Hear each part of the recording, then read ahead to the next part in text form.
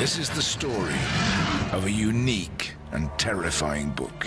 You have beasts, the devil at work. Its visions have inspired and scared for 2,000 years. Many see in the pages of the Book of Revelation an uncanny series of predictions: global warming, the Chernobyl nuclear disaster, war in the Middle East. There is no more perfect battleground in the world than this. Some believe the book is a guide to one of the greatest riddles of all, the date for the end of the world. Could the Book of Revelation hold such a secret? New evidence has revealed that the key to the mystery of this last book in the Bible lies in the dust of modern-day Turkey, and that the infamous number of the beast may not be 666 after all.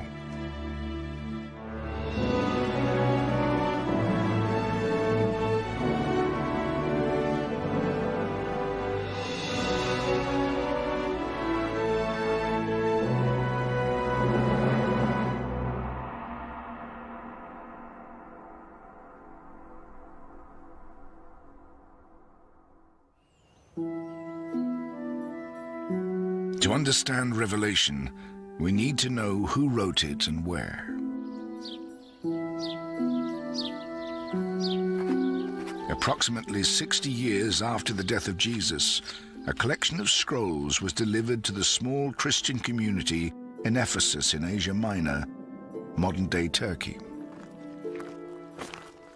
The scrolls contained what is now known as the Book of Revelation. The author's name was in the book, John. Tradition says that this is the disciple John, the fisherman's son of Zebedee, the writer of John's Gospel, who looked after Mary, Jesus' mother, after her son's crucifixion. Yet in Revelation, John never describes himself as a disciple of Jesus, nor writes as if he ever knew him.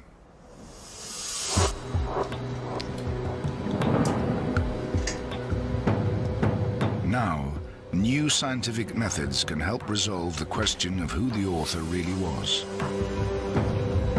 Sir Anthony Kenny is a leading expert in stylometry, which analyzes writing technique. The things that are most characteristic of authors are not special words that are their favorites, but the frequency with which they use very common words. Two of these common words examined by Sir Anthony were de, a word similar to but, and kai, meaning and.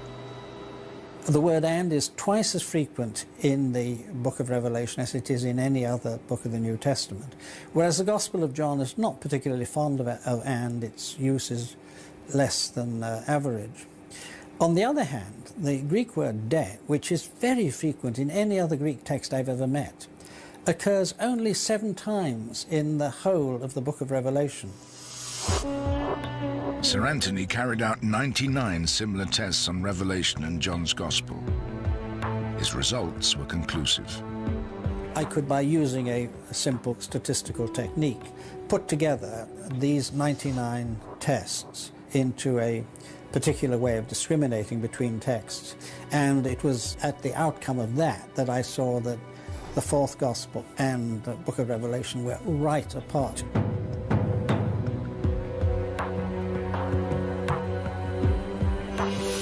I think that it's extremely unlikely that the 2 books were written by the same author.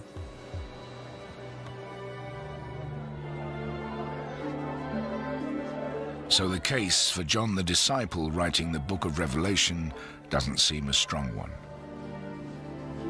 Greg Carey, an expert in the meaning of Revelation, believes there are further clues in the book that can point us to the author.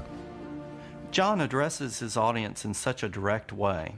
He says, "I, John, your brother," as if he's someone who knows them and whom they will recognize. The book of Revelation begins with a series of 7 letters to churches that are located in what we call Asia Minor, or southwestern Turkey. Each letter addresses a single church, congratulates it for its virtues, or admonishes it for its faults, so that one assumes that John knew these churches and had been present among them. And there's a further indication that John was writing to a congregation.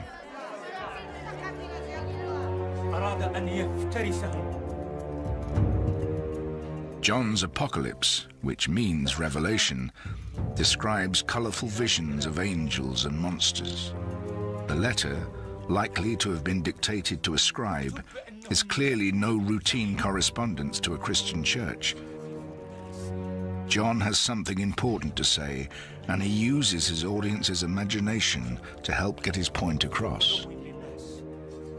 It's important to remember that the book of Revelation was written to be heard. John blesses those who hear the words of the prophecy, as well as the one who reads it, presumably aloud to an audience. In other words, the book was written to have an effect upon people who weren't studying it like we read books today, but were experiencing it through their imaginations, much as modern audiences listen to radio programs. And there was a clear need for Revelation to be written for the ear and not the eye. Most early Christian communities would have had a few people who were literate, and they would most likely be the leaders of that particular community. But the majority would be illiterate, and this was a reflection of society generally. So John was almost certainly a man of authority in the church, writing to his flocks in Asia Minor. Yet that raises a fundamental question.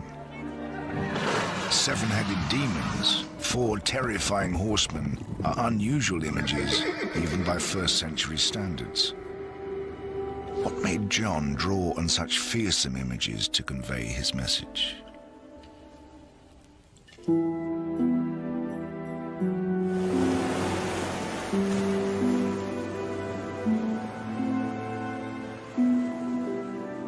To understand the true meaning of the book, we need to go back to its roots. According to the Bible, John wrote Revelation on the island of Patmos off the Turkish coast, at that time under the control of the Roman Empire. John tells his audience that he's on the island because of the Word of God and the testimony of Jesus. Whenever the book of Revelation mentions the testimony of Jesus, it connects it to suffering. In fact, the Greek word martus for witness has become our word martyr, and it takes that usage first in the book of Revelation. If John was suffering on Patmos, then was he a prisoner of the Romans? Ian Boxall is an expert on the author of Revelation. This is the cave where, according to tradition, John has his visions. You can see the place over there where traditionally he laid his head, and then, not being quite so agile, there's a grip for him to lever himself up. John, according to all the traditions, is here as an exile. They differ precisely as to why he was here, who exiled him, but they all agree that he was here as a result of his Christian belief. Although there is no archaeological evidence of a Roman prison, the location of the island suggests it served a military purpose. Patmos may have been one of a number of fortress islands defending the important Roman seaport of Miletus, about 40 miles away on the mainland. It was an ideal place to detain exiles. But if John was in exile, it seems strange that he had the freedom to find a cave, see visions, write them down, and then to send the documents to his churches back on the mainland. This may well be due to the way Rome exiled troublemakers. When Roman authorities would place someone in exile, he would have had quite a bit of freedom. He wouldn't have been imprisoned. He would have only been excluded from appearing in certain regions, or he would have been told that he had to restrict his movements to just this one island. But he may have been able to carry on a correspondence through intermediaries who would sail from the island back to the mainland and return, so that he may have been able to keep in touch with the churches he was addressing. Despite this freedom to communicate, John was still trapped on Patmos, separated from the Christian churches in Asia Minor. This sense of frustration may have led John to write Revelation with its violent images of worldwide catastrophe. The theory is that John was furious with the Romans for persecuting him and his fellow Christians. There's a lot of anger in Revelation and a yearning for justice to be done. And that's often been seen as a direct result of Roman persecution of Christians.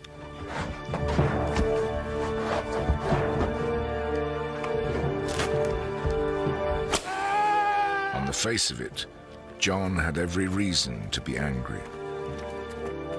The established view is that in the first century, the Roman authorities systematically persecuted Christians across the empire.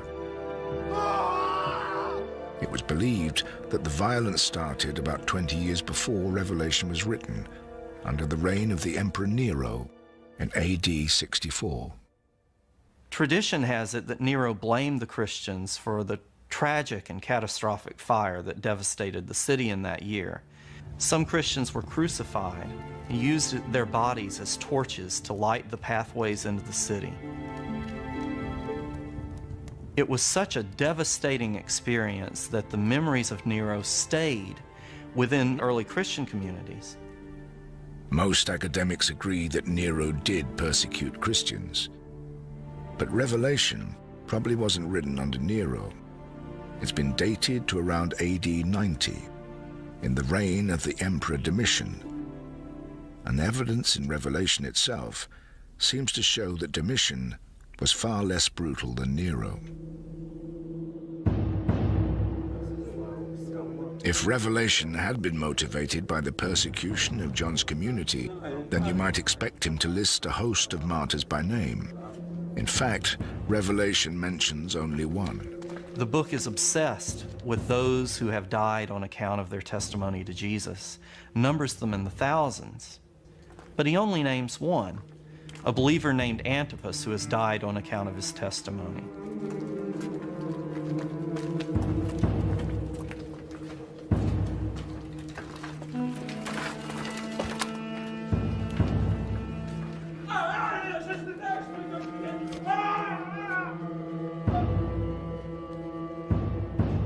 Although John does mention the death of the martyr Antipas, there's now evidence that the Emperor Domitian may not have the blood of many Christians on his hands after all. Recent historians have begun to question whether Domitian actually did persecute Christians, and indeed whether he was quite the tyrant that he was made out to be by later historians. There's not a great deal of evidence for that when one begins to scratch the surface. So if Christians were not being systematically persecuted, it's hard to imagine how Revelation could have had any impact on its audience. John must have had another target.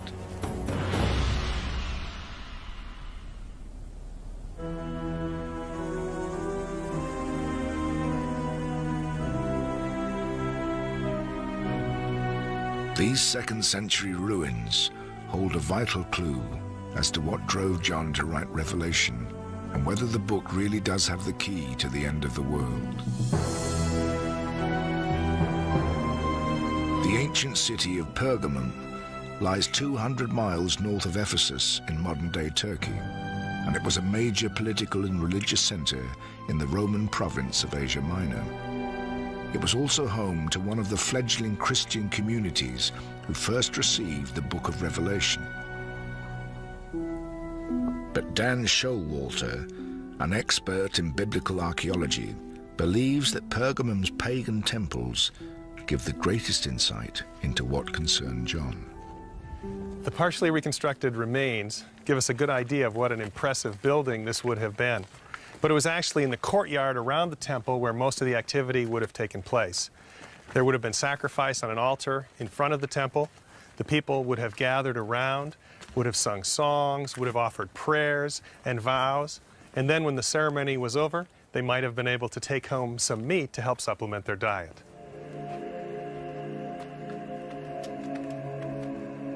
John was familiar with pagan worship, but this religious practice was growing in popularity and was in direct conflict with Christianity. It had begun around 100 years before Domitian with the building of temples to a new god, the Emperor Augustus.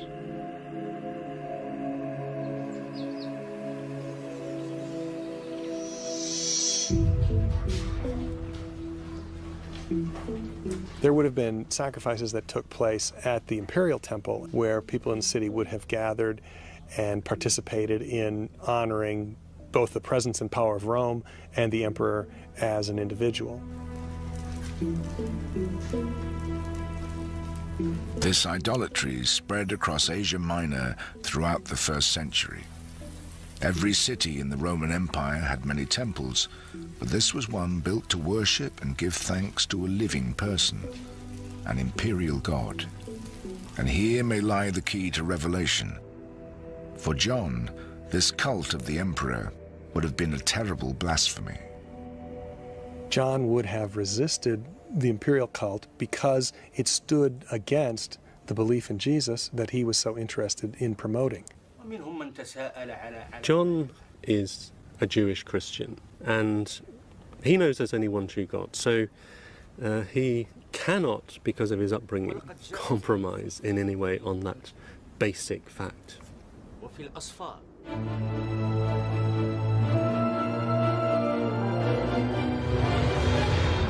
But the most compelling evidence that the Roman Empire, and especially the imperial cult, was John's target, comes from one of his most frightening visions, a terrifying beast who makes war against God's people.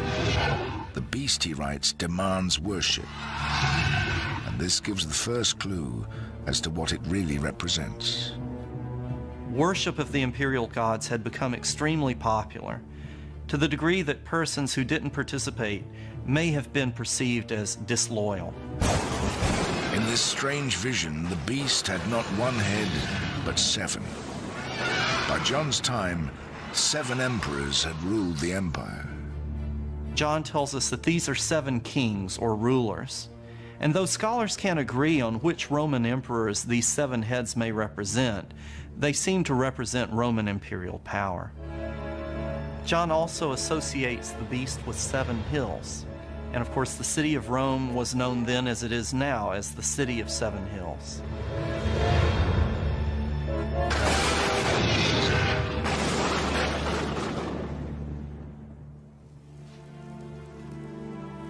To many academics, these cryptic but repeated references to the beast show that John's target isn't Roman persecution, but the paganism of the imperial cult. However, that can't be the whole story. John's audience, as fellow Christians, would have shared his views, and therefore there'd have been no need to write such a letter. But a closer look at the text of Revelation reveals just why John felt it was so important to send his message. John, it seems, may have been alarmed about the behavior of some members of his flock. One such church was to be found in another part of the Roman Empire.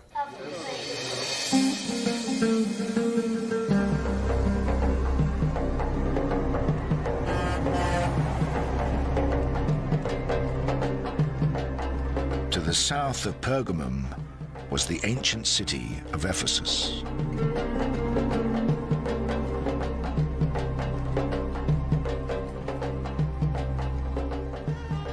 Standing on this square in the ancient city of Ephesus, it's easy to get a sense of the Ephesus that John would have known. The streets would have been full of people, the shops full of people selling their wares. This was an ancient port city where people would have come from all over the Mediterranean world and beyond to trade, to share ideas, and sometimes to share religions. In this Mediterranean cultural melting pot, the Christian church would have been a tiny minority.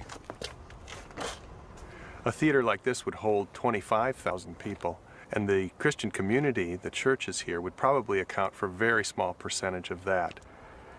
The Christians probably would have filled up only a couple of rows.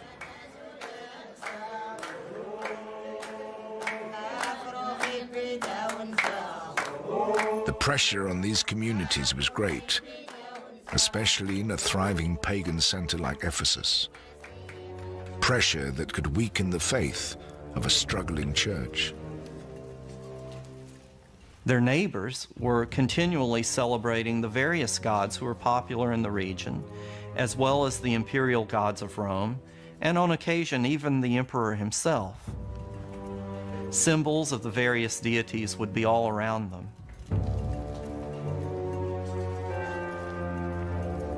One of the major issues for somebody like John seems not to be the fact that they are suffering persecution, but the fact that they've just become too comfortable. They've settled down. They've found their place in society. And he's wanted to shake them up a bit. If John was writing to those Christians who had begun to worship Rome's emperors, it would help explain why the last book of the Bible was written. The visions were less about prophesying the future and more about chastising those who had joined the imperial cult. But there is something left unanswered. The vivid apocalyptic images which have captured the imagination of millions of Christians for centuries.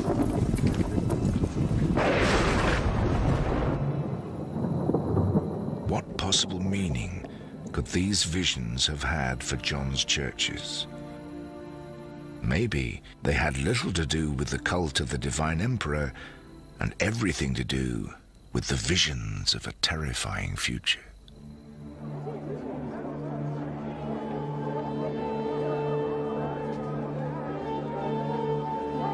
To those who lived 2,000 years ago, John's visions of the four horsemen, Armageddon and the beast, may have held entirely different meanings than today. Some see them now as signs for the end of the world, but that's not necessarily what John meant. The word apocalyptic had a different emphasis then. Many people, when they hear the word apocalyptic, think about the end of the world. But that's only part of this great tradition. In fact, there had been other apocalypses or revelations written in the previous 200 years. The key feature of apocalyptic literature is that it claims to reveal God's will directly. It's a message that no ordinary mortal would have access to. They're all stories. A single human visionary has this dramatic revelatory experience, and he requires the assistance of a heavenly being to explain what he's seeing and experiencing. So the apocalypses unfold as stories describing these experiences. Apocalypses promise their readers an escape from the harsh reality of everyday life. For first-century Christians, John's writings offer a world where their faith triumphs. They promise their audience God's world. It's either in the heavenly realms or it's coming in the future. And it's a world where the faithful will be rewarded for their faithfulness, and where justice will prevail, and where wickedness will be judged. John was in good company. Some scholars believe that Jesus himself was deeply influenced by apocalyptic literature. One of the most famous prayers in the world seems to share the same themes as the book of Revelation. When the disciples of Jesus ask him to teach them how to pray, then Jesus teaches them to say the Lord's Prayer. And that prayer can be read apocalyptically. Thy kingdom come, thy will be done on earth as it is in heaven. that implies that the kingdom of God has not yet come to earth, that the will of God is not being done on earth. So that's like the book of Revelation, seeing God and Christ exalted in heaven. And the Lord's Prayer may even have a beast of its own. As God's kingdom began to come, then the powers of evil would do their uttermost to battle against it. So you have beasts, you have the devil at work. And that's probably what is meant at the end of the Lord's Prayer. Lead us not into the trial, but deliver us from evil, or probably deliver us from the evil one, deliver us from the power of Satan. If Jesus used apocalyptic imagery, why not his follower John?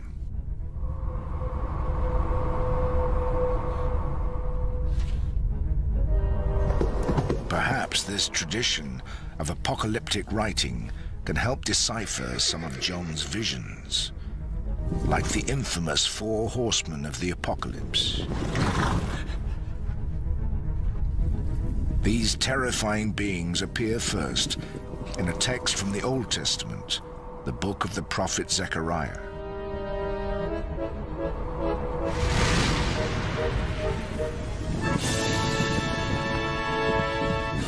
But John didn't just copy these images. His genius lay in updating them for the 1st century. In Zechariah, each horse is linked with a particular color. John takes this idea, but gives it a new twist. His 1st century audience would probably have understood the meaning of the colors. Ian Boxall believes he can crack John's code. John seems to make the significance of the colours more explicit. You have a red horse. Red's the colour of blood, and according to tradition, the colour of a kind of idolatrous luxury which has brought Rome its current dominance, but at the expense of so much blood being shed. The rider on the black horse seems to symbolize famine and disaster, the aftermath of war. Then there is a pale or green horse, the sickly color of death itself. But one horseman described by John, the rider on the white horse, has a bow in his hand. This suggests vengeance is on John's mind, and he believes it will come at the hand of Rome's sworn enemy. Now, your average Christian would know that the great enemy of Rome, the great threat to Rome on the east, the Parthian Empire, had a cavalry which carried bows. The Parthians are on their way, and the ultimate effect of this will be the destruction of this apparently impregnable empire. So even the vision of the 4 horsemen is part of John's encouragement to the Christian church that the empire's days were numbered. But the 4 horsemen are not the only apocalyptic images in the book. Just as famous is Armageddon, the battlefield where Revelation says the forces of good and evil will wage war. Archaeological evidence shows that this image too is meant to evoke hatred of the Romans. This is Megiddo, in the Jezreel Valley in modern-day Israel. Archaeologists believe that its name holds a clue to the site of Armageddon. In Hebrew, the site of Megiddo is actually Har Megiddo, the mountain of Megiddo. And we go from Har Megiddo to Harmageddon to Armageddon. And indeed, in some of the earliest versions of the New Testament, written in Greek, Armageddon has an aspirant at the beginning, meaning it's pronounced with an H. So it originally was Harmageddon, and you can get from Har Megiddo to Harmageddon very easily. This tranquil site seems an unlikely place for John to choose as the location for the battle at the end of the world. But in fact, it was entirely appropriate. The Jezreel Valley would have been the bloodiest place in Palestine that John knew about. At the time that John is writing in the 1st century AD, there had already been 12 or 13 battles fought, either at Megiddo or in the Jezreel Valley itself. Napoleon supposedly said, "There is no more perfect battleground in the world than this." And looking over the Jezreel Valley, I have no trouble believing that.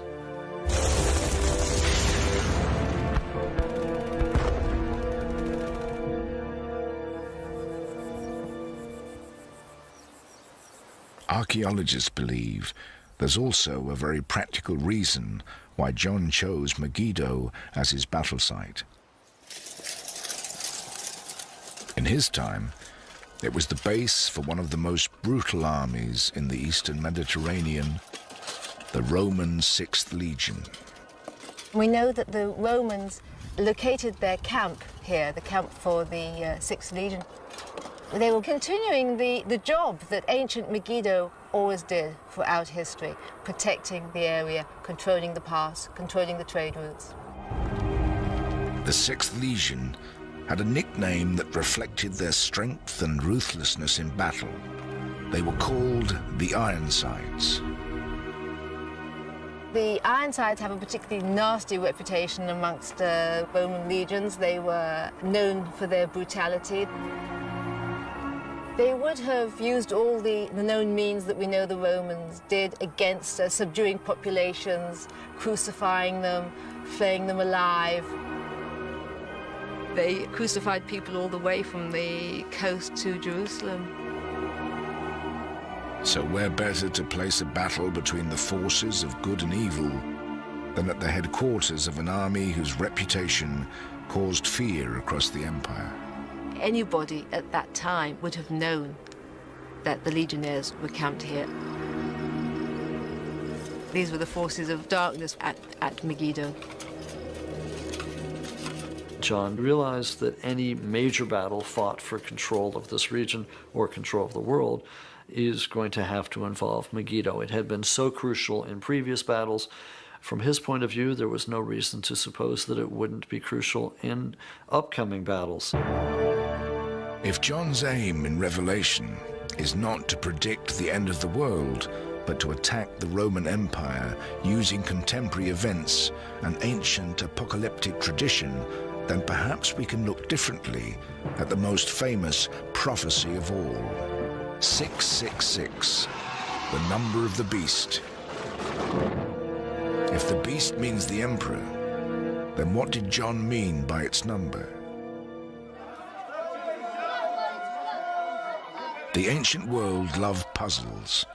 A common trick was to use numbers to disguise a name. In the Greek and Hebrew alphabets, every letter had a corresponding number. So if you added up the total value of the letters in your name, you had a numerical code.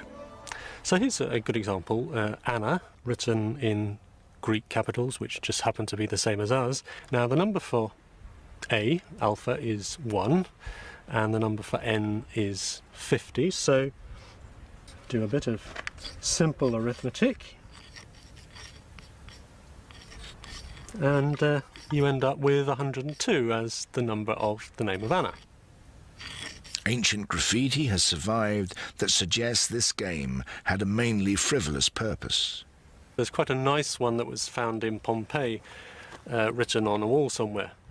I love the girl whose number is 545. Now, she knew that her number was 545. Others perhaps had to do a bit of working out to find out precisely who she was. But for John, this game is deadly serious. He gives us the puzzle in reverse. He gives the number and invites his audience to work back to the name.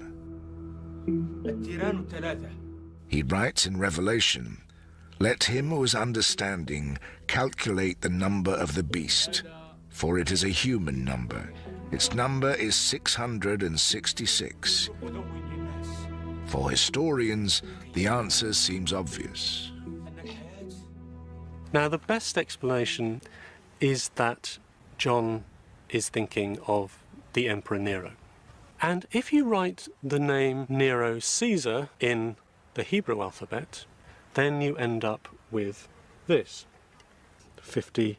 200, 6, 50, 100, 60 and 200, which then, with a little bit of swift arithmetic, gives us the number of Nero Caesar. 666 seems to be an ancient code linking the Emperor Nero with the number of the beast. But a collection of recently deciphered documents has cast doubt on whether 666 is really the number of the beast after all.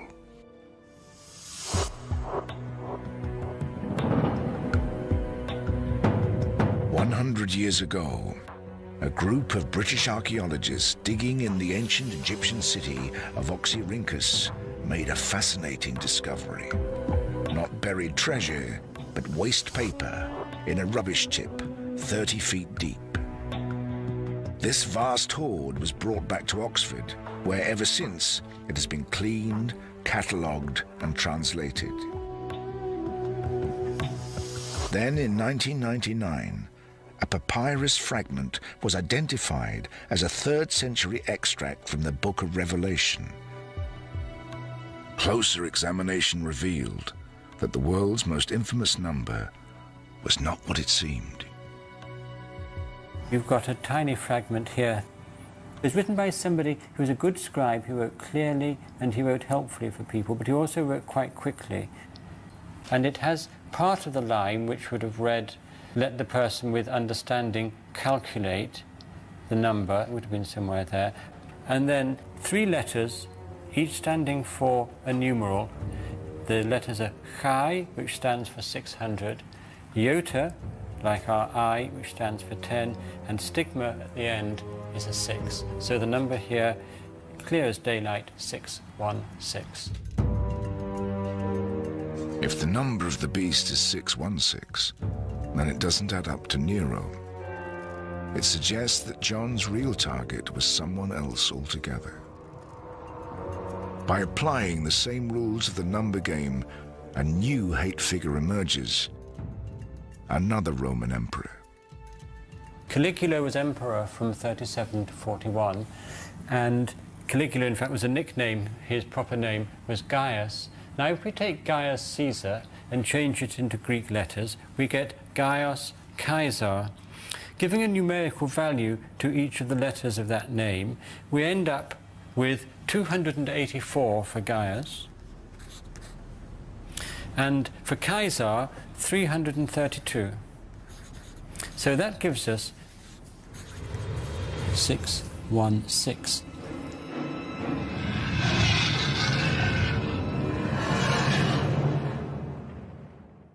The reason why John would see Caligula as the beast lies in a controversial decision made by the emperor during his short reign. Caligula ordered a statue of himself to be put in the temple at Jerusalem.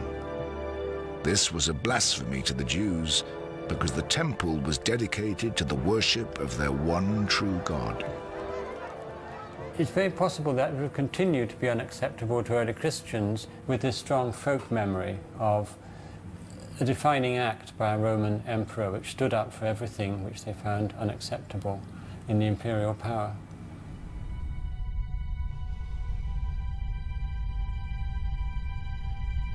So if Revelation isn't a prophecy about the end of the world but an attack on Rome, where does that leave John's visions?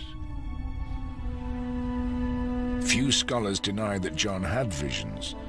Indeed, visionary experiences are so common in other faiths that in John's case, they could have served to inspire his flock. John's vision was within a Christian tradition, but it does seem to have many features that parallel that of shamans in other cultures. A shaman is somebody who can go into a controlled trance, who is able to travel to other worlds, other realms, in order to receive a message, who then returns in order to give that message or to heal somebody. And John, like shamans in many cultures, has a message which he communicates to others. It isn't something for him alone, it's a message for the community. He's there to heal his community, to support them, to encourage them, sometimes to correct them.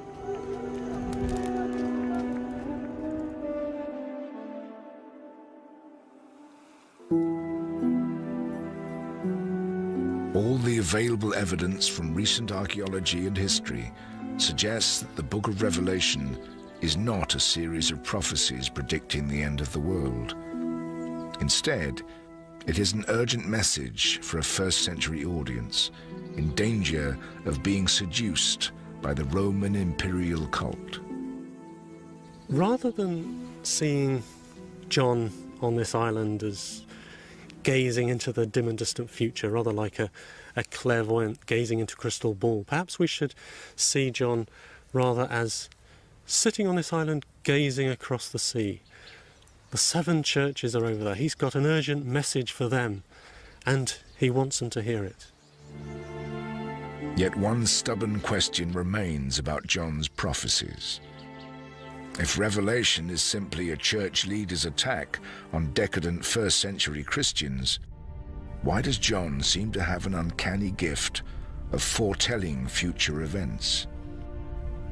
Are these just coincidences, or, as some people claim, accurate predictions of the end of the world?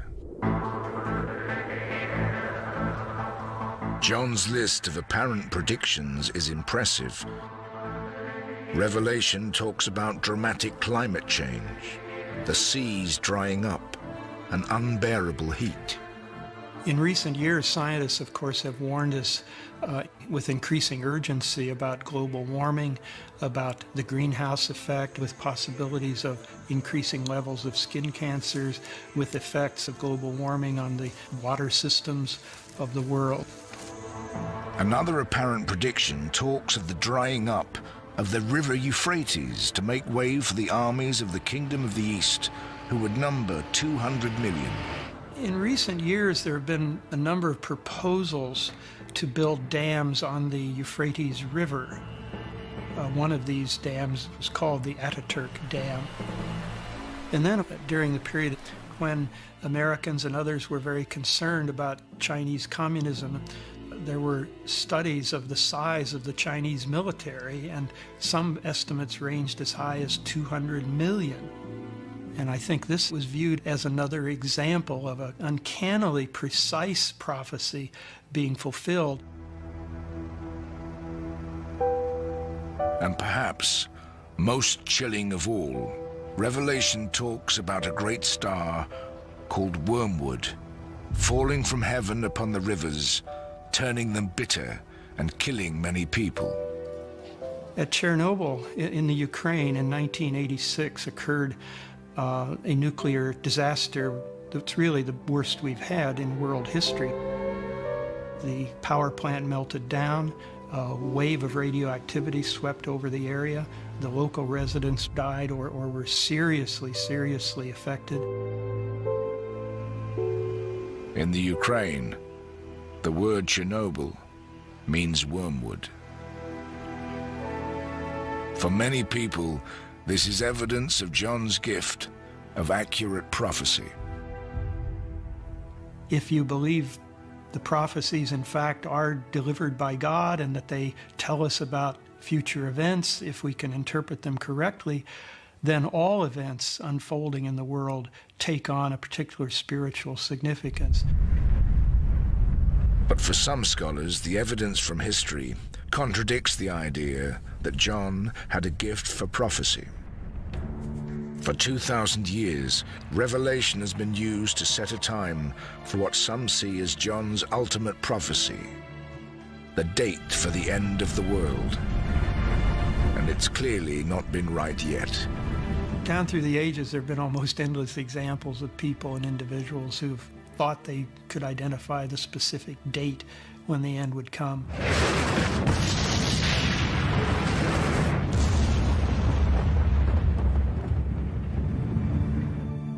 The year 1000 in Europe in the 19th century at 1843, at 1844, the year 1666, 1987, the year 2000, of course.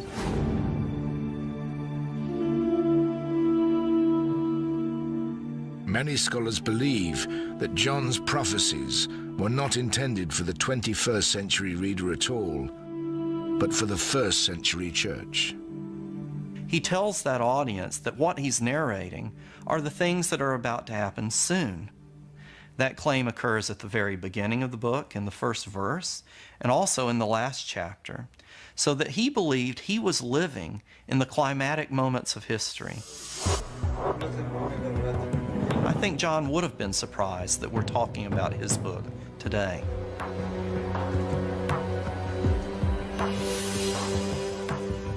Although it seems that the book of Revelation isn't, as many had hoped and perhaps many more have feared, a vision for the end of the world, one of John's prophecies may actually have come true.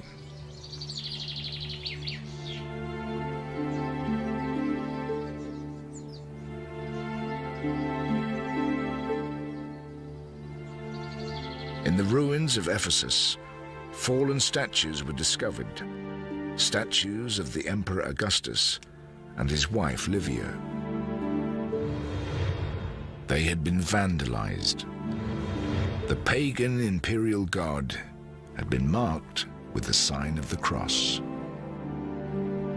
One of John's predictions had definitely come to pass. An event which changed the world forever.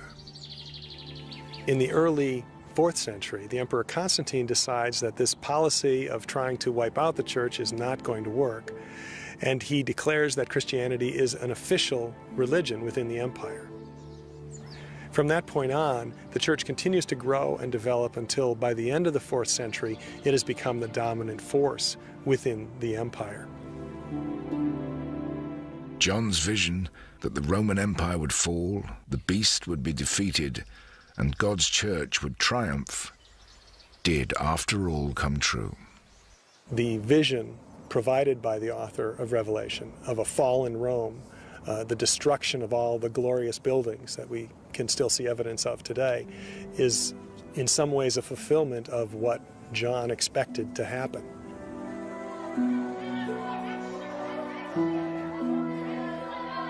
John of Patmos, the angry exile, may not only have predicted the end of the pagan empire, he might have played a part in its downfall by giving Christians the courage to make it happen. If the churches had been lured in by the glory that Rome was offering, it's very likely that the church would not have survived. There's no reason to think that a small minority group would have been able to persevere if they hadn't had the faith to stand up to and resist the temptations and the threats that the empire brought against them. Although many will continue to gain hope and inspiration from its words, perhaps the true significance of Revelation is to be found in the past rather than the future.